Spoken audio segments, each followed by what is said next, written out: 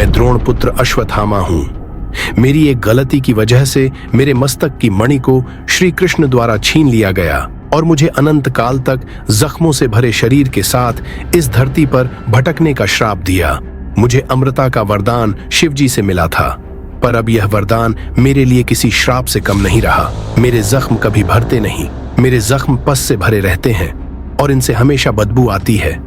मेरे शरीर के जख्म किसी भी व्यक्ति को मेरे पास आने नहीं देते। मेरा कोई मित्र नहीं।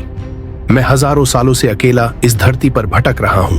अब मुझे इंतजार है भगवान विष्णु के 10वें अवतार कल्कि का, जो कलयुग में कली नामक राक्षस को मारकर कलयुग का अंत करेंगे और मुझे कलयुग को समाप्त करने में विष्णु अवतार कल्कि का साथ देना होगा।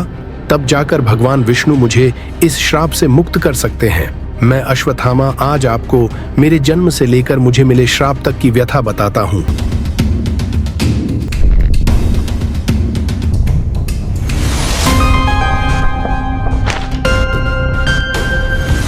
मैं एक गरीब ब्राह्मण और अस्त्र शस्त्र के विद्वान द्रोणाचार्य के घर जन्मा।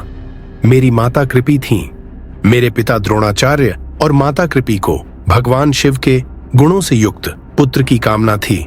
इस कारण मेरे पिता द्रोणाचार्य और माता कृपि ने भगवान शिव की कई वर्षों तक उपासना की। भगवान शिव इस उपासना से प्रसन्न हुए और अपने दर्शन दिए। तब पिता द्रोणाचार्य और माता कृपि ने भगवान शिव से यह वरदान मांगा कि उनको भगवान शिव की तरह गुण वाला पुत्र दें। भगवान शिव ने तथास्तु कहकर उनकी मनोकामना को पूर्ण होने का वरदान दिया। कुछ समय पश्चात मेरा जन्म हुआ और भगवान शिव द्वारा दी गई एक दिव्य मणि मेरे मस्तक पर विद्यमान थी। जब मेरा जन्म हुआ तब मैं किसी आम बालक की तरह नहीं रोया, बल्कि मेरे मुख से हजारों घोड़ों के हिनहिनाने की विराट ध्वनि निकली। इस ध्वनि से पृथ्वी और आकाश थर्रा उठा था और इसी कारण मेरा नाम अश्वत्थामा पड़ा। मेरे जन्म से मेरे माता पिता अत्यधिक प्रसन्न हुए। शिव द्वारा दी गई मणि के कारण मैं अजेय और अमर बना था। इस मणि के कारण मैं अत्यधिक निर्भीक और बलशाली था। मेरे निकट कोई बीमारी और बाधा नहीं आ सकती थी। मैं बचपन से ही राक्षसों, दानवों, देवताओं, शस्त्रों और नागों से निर्भीक था। जब मुझ में समझ आई तब मुझे पता चल गया कि मैं एक शस्त्रों के महान ज्ञानी गुरु द्रोणाचार्य के यहाँ पैदा हुआ हूँ, पर हम निर्धन थे। बचपन में अन्य बालकों को दूध पीता देख मेरी भी दूध पीने की तीव्र इच्छा होती थी। एक बार मुझे मेरे मित्रों ने दूध पीने को दिया, पर वह दूध न होकर चावल के आटे और पानी का घोल था। धन की कमी के कारण मेरे पिता मुझे साथ लेकर अपने बचपन के मित्र राजा द्रुपद के महल गए और उन्होंने कुछ सहायता मांगी, पर द्रुपद ने उनको बेइज्जत कर महल से निकल जाने के लिए कह दिया। मैं भी पिता के साथ था और इस अपमान ने मुझे क्रोध से भर दिया था। मेरे माता पिता और मैं कई वर्षों तक इसी तरह भटके। एक दिन पितामह भीष्म पिता द्रोण से मिले। पितामह भीष्म ने पिता के अंदर छिपे ज्ञान को पहचान कर कौरवों और पांडवों को अस्त्र शस्त्र की विद्या देने के लिए नियुक्त किया। अब हमारे गरीबी के दिन समाप्त होने लगे।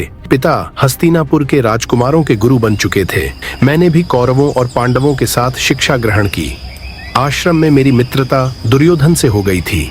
मेरे पिता द्रोणाचार्य ने मुझे कई अस्त्र और शस्त्र को चलाने का ज्ञान दिया।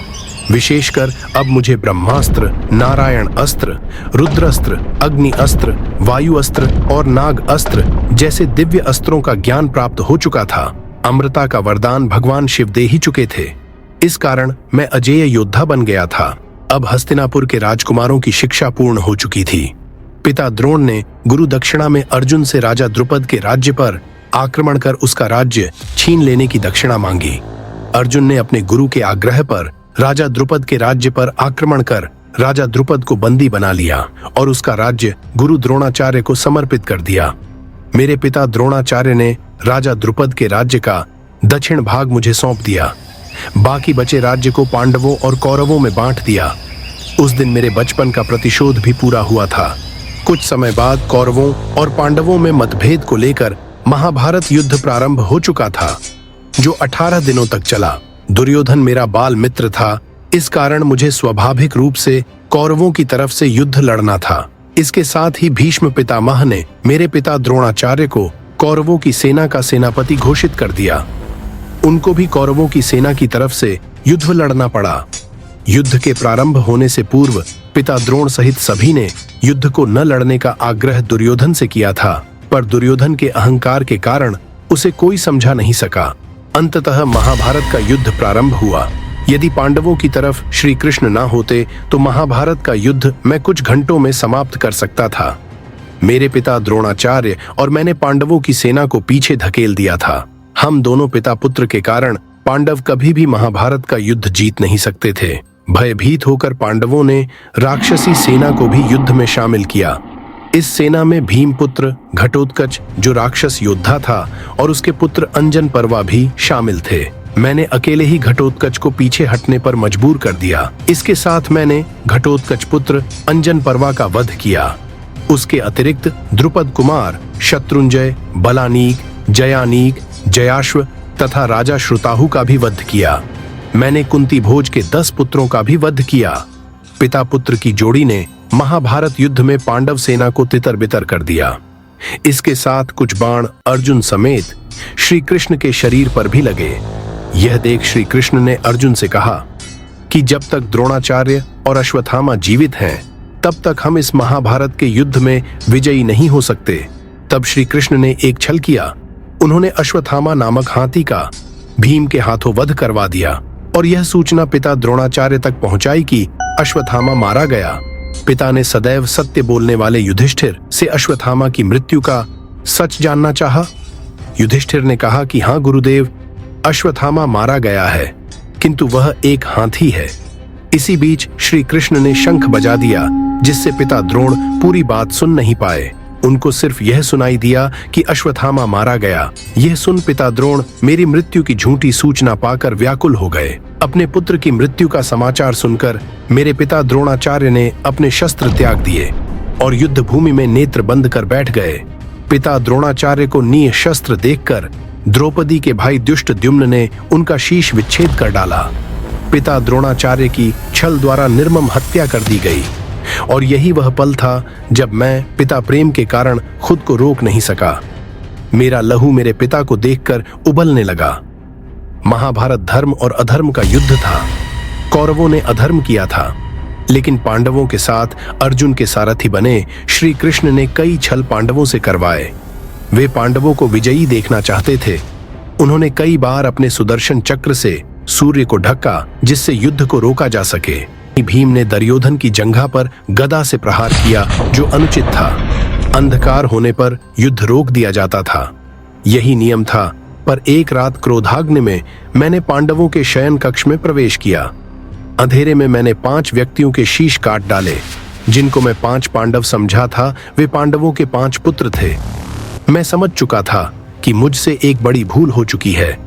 वहीं अर्जुन ने अपने पुत्रों के शीश उठाकर प्रतिज्ञा ली कि वह मुझे जीवित नहीं छोड़ेगा। मैंने वहां से दूर चले जाने में ही भलाई समझी, लेकिन पांडवों से मेरा सामना हो ही गया। अर्जुन और मुझ में युद्ध हुआ। मैंने अर्जुन को मारने के लिए बिना सोचे ब्रह्मास्त्र चला दिया। तभी श्री कृष्ण के कहने पर अर्जुन ने भी ब्रह्मास्त्र का उपयोग मुझे मारने के लिए किया। तभी वहां महर्षि व्यास हमारे बीच आए और उन्होंने हमसे अपने ब्रह्मास्त्र वापस लेने को कहा। अर्जुन ने अपना ब्रह्मास्त्र वापस ले लिया, पर मुझे ब्रह्मास्त्र को वापस लेने की विधि ज्ञात नहीं थी। क्रोधाग्नि में मैंने एक और बड़ी भूल की। मैंने अपने ब्रह्मास्त्र का मुख अभिमन्यु की वधू उत्तरा के गर्भ की ओर कर दिया, जिससे पांडवों का वंश कोख में ही नष्ट हो गया। यह देख भगवान कृष्ण भयंकर क्रोध में आ गए और उन्होंने अपने सुदर्शन चक्र से मेरे मस्तक की मणि को मुझसे छीन लिया और साथ ही अनंत काल तक इस धरती पर जख्मों के साथ भटकने का श्राप दिया। तब से लेकर आज तक मैं अपने श्राप को लेकर वनों में भटक रहा हूं। तो ये थी मेरे यानी अश्वत्थामा की जीवन की व्यथा।